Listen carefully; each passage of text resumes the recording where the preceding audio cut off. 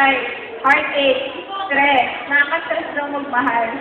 Tapos, puro na lang sacrifice eh. Kaya tawag, that is not girls. Kaya tayo ay tinatawag na martyr. Seeing my life. Ba ito? Parang yun na ba? Share an actual story. Sa group 3, ito. It helped me grow. Tapos, I became a better person. Nag-mature daw sila. Nag-mature. Napaka-mature ba tayo pag nagmamahal? Hindi ka nagmamature. Kawawa ka naman, hindi ka nagmamature. It made us happier. Pero ito yung sagot ko dito eh. How did love change my life? It taught me how to give without asking in return.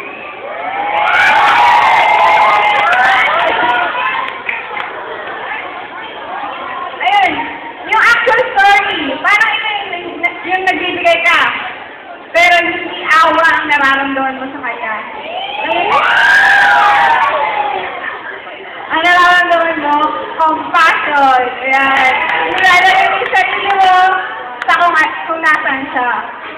Last question. What are the possibilities for our community, town, or country when everyone decided to love?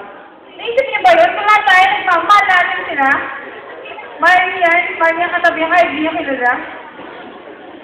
Ayun, progressive country daw, we learn to forgive. Tapos, ito yung maganda doon. Maglalakad tayo ng 10 oras ng gabi na safe.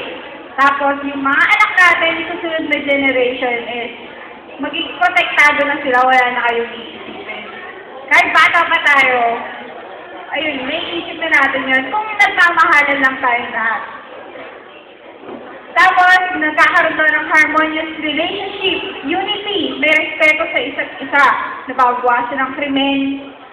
At last na, lalo ng positive, yun nga sa GK, kahit na tingin natin, konti pa lang sila, pero dumadami silang naniniwala na aahon din ang Pilipinas at wala namang makikitang squatter lahat na may...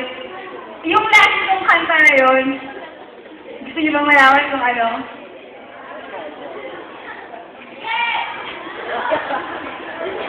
Bagong buhay, bagong bahay, bagong bahay.